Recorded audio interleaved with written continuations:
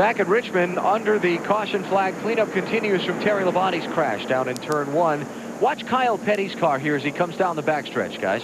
Yeah, you see right here, something's going to fly right off the back of that wrecker. All that stuff. That looks like a brake hose. Well, it looks like. Man, did it make a mess. Just exploded out from under the car. Wow. Or a seagull. Well, you never say never, but I don't think so. Probably not. We'll come back to Richmond in a minute. They're still cleaning up from Terry Labonte's crash.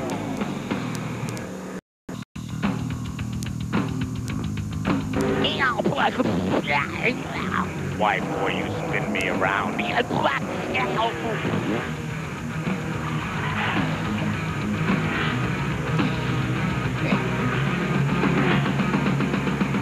Does Taz know how to say ouch? Terry does. Boy, he sure does. Cleaning up the caution from the Terry Labonte crash down in turn number 1. The 9th yellow flag of the Chevy Monte Carlo 400 with the Looney Tunes. There's old Taz Harvick, 5th position. And let's go into the garage to Liz Allison. Terry, you had a great run going out there. What happened? Well, we did. Our Kellogg Chevy was running good tonight, and we were really good on long runs. I got into the wall a little bit coming down the front straightaway to knock the tailpipe loose. We came in and bungee corded it up, and I guess it came loose and got under the right rear tire, and that was it. We're done for the night then. Now, there were some reports that there was a lot of fluid. Would that be what that was coming from? No, that came from after I spun and hit the wall. It broke something, I guess, but the tailpipe came off. That's what I think happened. I'm not sure. It felt like the tailpipe came off, got under the right rear tire. But you're okay. I'm fine, yeah, thanks. All right, Alan. That's too bad for Terry. Had a good night going. He is out, and we are back under the green flag. Jeremy Mayfield's first car a lap down in 23rd place. And Jimmy Spencer reports from the pit area that he has trouble with his 3rd gear, losing spots on the restart because of that. Yeah, it's no 3rd gear at all now on the 26. No 3rd gear, and when one leaves, sometimes the others follow. Challenge for the lead. Dale Jr. going to try Rusty again. Not this time. Got a little hello from Mayfield on the back bumper, too.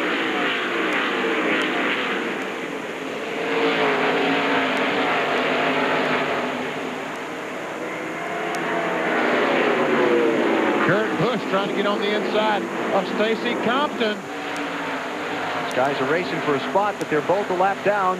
Compton's 24th, Busch is 25th, Mark Martin in the 6th is 26th.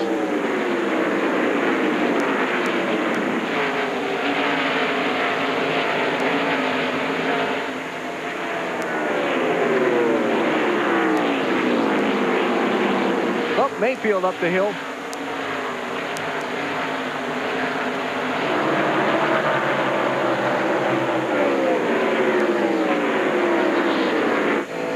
Kind of drops him back into a race for position with the 97 and 92. All those cars a lap down. Mayfield's got some big problems. Yeah, he really slowed down there, getting off the 2, really stacked him up behind him. He's got a tire going down or something.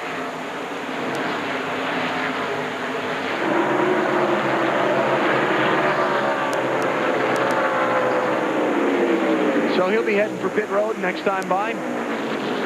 Whatever it is. Looks like the tires are up.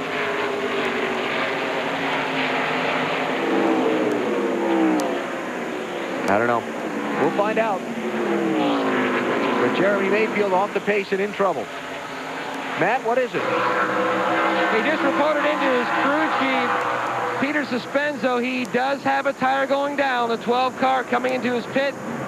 This team just cannot seem to find luck anywhere. Last week at Darlington 2 laps ago, had a shot for a win.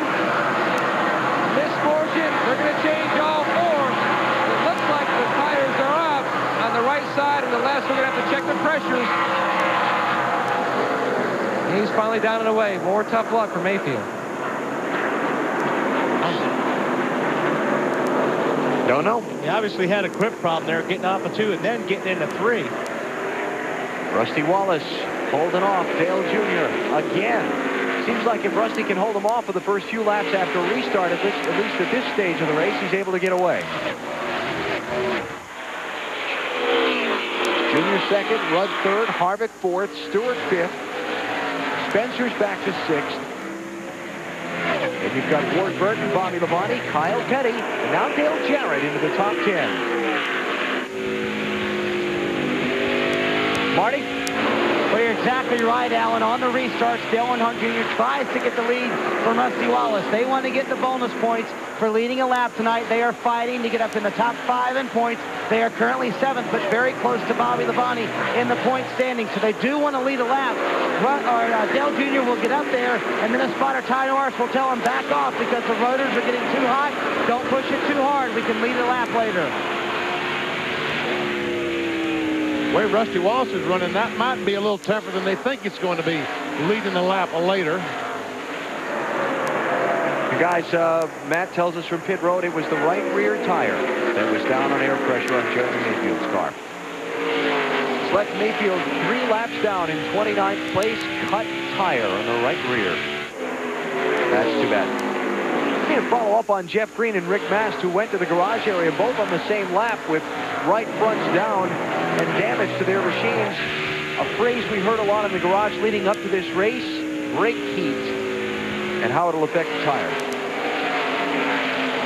BP, I think you hit on it earlier. We talked about you get so much heat built up in the rotors that it melts the bead, especially on the right front wheel. And what happens is it melts the bead, the tire goes down, and you go flying up into the wall.